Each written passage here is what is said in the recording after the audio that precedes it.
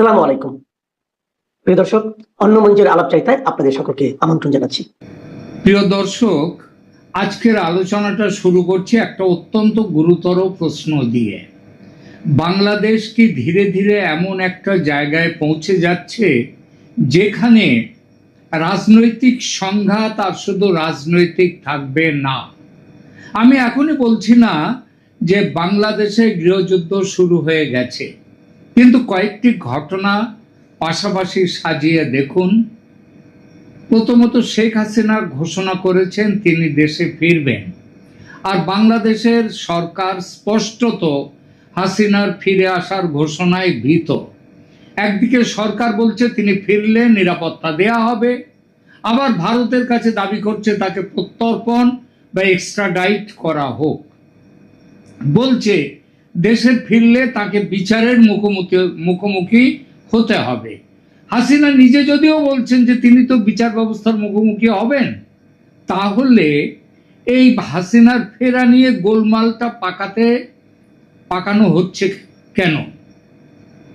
সমস্যাটা কোথায়? বাংলাদেশ সরকারের তো উচিত ছিল ভারত থেকে তার ফেরানোর ব্যবস্থা সেটা করা, তা করছে না। কারণ বুঝতে অসুবিধা হওয়ার কথা নয়।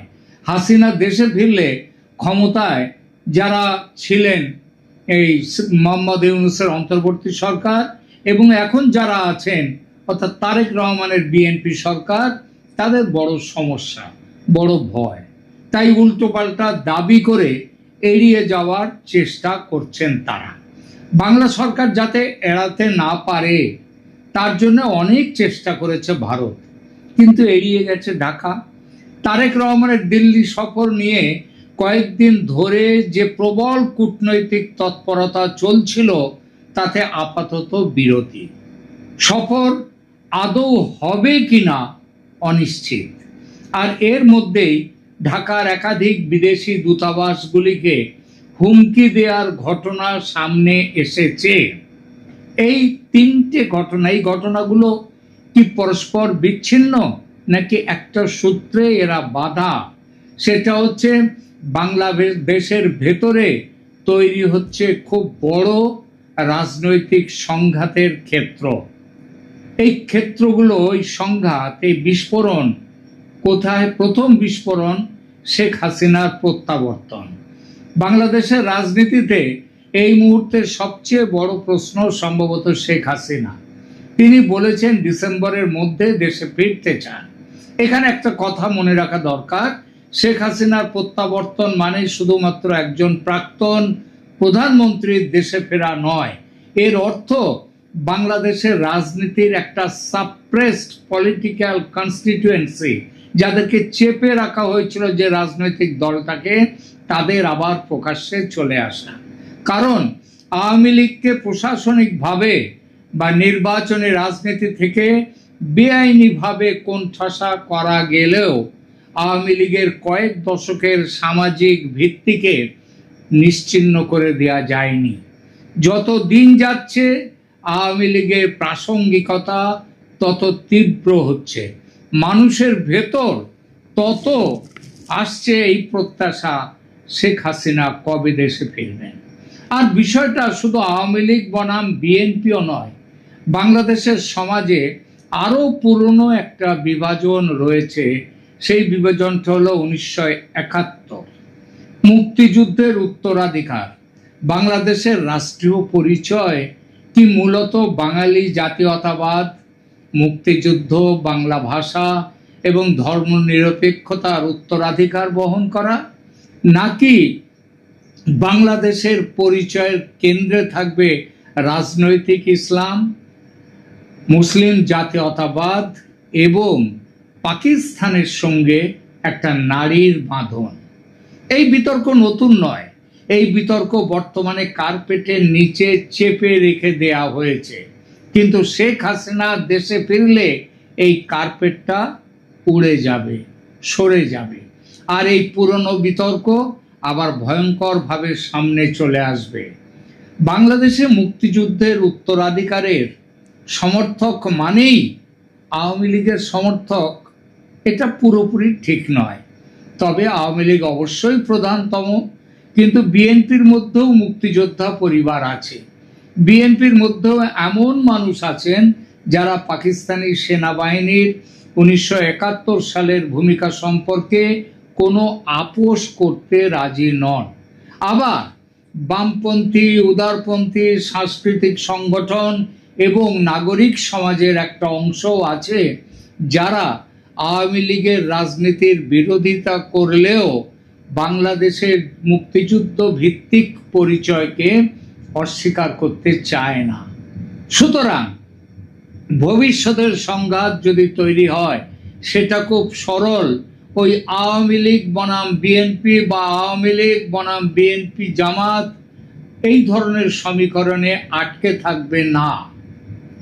যদি তৈরি হয় এই ছোট্ট সমীকরণে থাকবে না, সেটা হবে কি মুক্তিযুদ্ধের পক্ষ ও বিপক্ষ শক্তির লড়াই, 71-এর রাজনৈতিক উত্তরাধিকার বনাম তার বিরোধী শক্তি, আরো স্পষ্ট করে বললে পাকিস্তানপন্থী বনাম বাঙালি জাতীয়তাবাদ পন্থীর লড়াই। আর এটাই সবচেয়ে বিপজ্জনক জায়গা। হাসিনা ফিরলে কি হতে পারে? শেখ হাসিনা বাংলাদেশে ফিরলেন, ধরুন বিমানবন্দর থেকে তাকে যদি সরাসরি আটক করা হয়, তার সমর্থকরা কি চুপ করে থাকবেন? আওয়ামী লীগের কর্মী সমর্থকরা কি রাস্তায় নামবেন? তাদের ওপর আক্রমণ হলে পাল্টা প্রতিরোধ হবে কি? আবার হাসিনা বিরোধী জুলাই আন্দোলনের শক্তিগুলো, জামাত, তারা তাদের ওই জুলাই আন্দোলনের শক্তিদের জনসমর্থন এখন অকিঞ্চিতকর, কিন্তু তারা নিজেদের প্রাসঙ্গিক করতে এই সুযোগ নেবেন, নিশ্চয়ই রাস্তায় নামবেন। তার মধ্যে ধর্মীয় সংগঠন, ছাত্র সংগঠন, রাজনৈতিক দলগুলো যখন ঢুকে পড়বে তখন পরিস্থিতি কোথায় গিয়ে দাঁড়াবে সেটা বুঝতে পারছেন?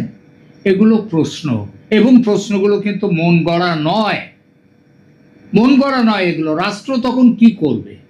রাষ্ট্রের কাজ হচ্ছে আগুন লাগার পরে দমকল কিনতে যাওয়া নয় বা দমকলের টেন্ডার দেয়া নয়। আগুন লাগতে পারে এই সম্ভাবনাটা আগে বুঝে আগুন লাগলে কি হবে, কিভাবে সেই আগুন নেভানো যাবে সেই ব্যবস্থা তৈরি রাখা। আর এখানেই আসে সেনাবাহিনীর ভূমিকা। বাংলাদেশের ইতিহাসে রাজনৈতিক অস্থিরতা এবং সেনাবাহিনীকে আলাদা করে দেখা কঠিন। 1975 শেখ মুজিবুর রহমান বঙ্গবন্ধু তার হত্যার পর থেকেই কয়েক দশক ধরে বাংলাদেশের ইতিহাস সাক্ষী রয়েছে সেনাবাহিনীর কাজকর্মে। বর্তমান সেনাপ্রধান জেনারেল ওয়াকার উজ্জামান 2024 সালের 5 আগস্টের রাজনৈতিক পালাবদলের অন্যতম শ্রেষ্ঠ কুশীলব ছিলেন, নায়কের ভূমিকায়, এটা বলা যায়। এবং তার বর্তমান রাজনৈতিক উদ্দেশ্য সম্পর্কেও অনেক সন্দেহ সম্প্রতি তৈরি হয়েছে। হজ করে আসার পর তিনি নিজের গেট আপটা বদলে আরো ধার্মিক করে ফেলেছেন, যেটা পাকিস্তানের ফিল্ড মার্শাল আসিম মুনির এখনো পর্যন্ত করে ওঠেননি। ওয়াকার নাকি এখন এই মুহূর্তে বাংলাদেশের মৌলবাদী শক্তির চোখের মণি। সুতরাং বাংলাদেশে যদি ব্যাপক রাজনৈতিক সংঘর্ষ শুরু হয়, পুলিশ পরিস্থিতি নিয়ন্ত্রণ করতে না পারে, ঢাকার রাস্তায় যদি বিভিন্ন রাজনৈতিক শিবির মুখোমুখি হয়, তখন শেষ পর্যন্ত কাকে নামতে হবে? সেনাবাহিনীকে। আর দক্ষিণ এশিয়ার ইতিহাস আমাদের একটা শিক্ষা দিয়েছে, রাজনীতিবিদরা যখন রাষ্ট্র পরিচালনায় ব্যর্থ হন, সেনাবাহিনী যখন রাস্তায় নামে তখন তারা শুধু ওই দাঙ্গা থামাতে নামে না, তারা ট্রাফিক পুলিশেও দাঁড়িয়ে থাকে না, দেশ বাঁচাবার নামে ক্ষমতার দখল নেয়। এটা স্পষ্টত দৃশ্যমান বিপদ। কিন্তু এখানে আরো একটা কথা আছে, যে সেনাবাহিনী হোমোজিনিয়াস মানে এক কাট্টা নয়, সেই সেনাবাহিনী যার মধ্যে অনেক গোষ্ঠী দ্বন্দ্ব আছে, পাকিস্তানপন্থী, ভারতপন্থী, আওয়ামী লীগপন্থী, বিএনপিপন্থী, জামাতপন্থী, এইরকম যেখানে গোষ্ঠী ভাগে বিভক্ত থাকে, সেখানে সেনাবাহিনীর নিজেদের মধ্যেও যদি লড়াই হয় তাহলে সেটাও এড়িয়ে যাওয়া যাবে না। আরেকটা বিপদ, দ্বিতীয় বিপদ হচ্ছে উগ্রপন্থার নতুন আন্তর্জাতিক মাত্রা। এর মধ্যেই কয়েকটি উদ্বেগজনক আর একটা ঘটনা ঘটেছে। ঢাকায় বিদেশি দূতাবাস এবং সরকারি দপ্তরে হুমকিমূলক ইমেল পাঠানোর ঘটনা প্রকাশ্যে এসেছে এবং সেগুলোর পেছনে আছে সাম্প্রদায়িক শক্তি, উগ্রপন্থীরা, মৌলবাদীরা। চীনা ও রুশ মিশনের নামও সেখানে এসেছে। যা খবর, বাংলাদেশের স্বরাষ্ট্র দপ্তর এবং গোয়েন্দা পুলিশ খুব একটা গুরুত্ব দিচ্ছে না। তারা মানতে চাইছে না যে এর পেছনে কোনো প্রতিষ্ঠিত জঙ্গি সংগঠন রয়েছে। চীনারা যদিও সন্দেহ করছে এই হুমকি মেলের পিছনে আছে উইঘুরপন্থী ইসলামী সংগঠনরা। তারা এই ঘটনাটাকে উড়িয়ে দেওয়া যাবে না, কারণ প্রশ্নটা আরো বড়। বাংলাদেশের মাটিতে যদি এমন শক্তি তৈরি হয় যারা আন্তর্জাতিক ইসলামী ইস্যুকে কেন্দ্র করে বিদেশি দূতাবাসকে হুমকি দিতে পারে, তাহলে সেটা শুধু বাংলাদেশের অভ্যন্তরীণ নিরাপত্তার সমস্যা থাকে না, চীন সেটা অত্যন্ত গুরুত্ব দিয়ে দেখবে এবং দেখতে শুরু করেছে। তারা রীতিমতো দ্বন্দ্বে নেমেছে তারেক রহমান সরকারের সঙ্গে। চীনের জন্য এটা অত্যন্ত স্পর্শকাতর। কেন? বেজিং এর সবচেয়ে সেন্সিটিভ ডোমেস্টিক সিকিউরিটি ইস্যুগুলোর একটা হলো সিনজিয়াং এবং উইঘুর মুসলিমদের প্রশ্ন। বাংলাদেশের কোনো উগ্র ইসলামপন্থী গোষ্ঠী যদি উইঘুর মুসলিমদের প্রশ্নকে সামনে রেখে চীনা স্বার্থকে নিশানা করতে শুরু করে, তাহলে একটা অদ্ভুত কন্ট্রাডিকশন তৈরি হবে। কারণ বাংলাদেশের ভারত বিরোধী রাজনীতির একটা অংশ দীর্ঘদিন ধরে বলে এসেছে ভারতের বিকল্প চীন, ভারতকে চায় না বাংলাদেশ, তাদের চীন আছে। কিন্তু র্যাডিক্যাল ইসলামিস্ট পলিটিক্সের একটা অংশের কাছে আবার চীন নিজেই ইসলামের কাছে সমস্যার দেশ, তাদের উইঘুর নীতির কারণে। অর্থাৎ ভারত বিরোধিতা আর চীনপন্থা সবসময় একই রাজনৈতিক প্যাকেজে থাকবে এমন কোনো নিশ্চয়তা নেই। এটা বেজিং এর মাথা ব্যথার কারণ হয়েছে। তৃতীয় বিস্ফোরক, তারেক রহমানের দিল্লি সফর। এবার আসুন সবচেয়ে সাম্প্রতিক ঘটনায়। গত কয়েকদিনে মনে হচ্ছিল তারেক রহমানের দিল্লি সফর প্রায় চূড়ান্ত। 23 থেকে 25 আগস্ট সম্ভাব্য সফরের কথাও ভারতীয় সংবাদ মাধ্যমে এসেছিল। এমনকি রাষ্ট্রপতি ভবনের একটি বিজ্ঞপ্তিকে ঘিরেও জল্পনা তৈরি হয়, পরে সেটা প্রত্যাহার করা হয়। কিন্তু ঢাকা এখনো সফর নিশ্চিত করেনি। বাংলাদেশের প্রধানমন্ত্রীর প্রেস সচিব জানিয়েছেন ভারত বাংলাদেশ সম্পর্কের কিছু অমীমাংসিত বিষয় রয়েছে এবং তার জন্য সফরের অনুকূল পরিবেশ প্রয়োজন।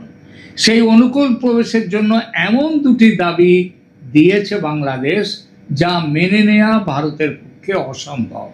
অর্থাৎ সফরের দরজা প্রায় বন্ধ। কেন এত গুরুত্বপূর্ণ ছিল এই সফর? কারণ দিল্লির সঙ্গে ঢাকার একটা পলিটিক্যাল রিসেট দরকার। এটা ভারতেরও দরকার, বাংলাদেশেরও দরকার।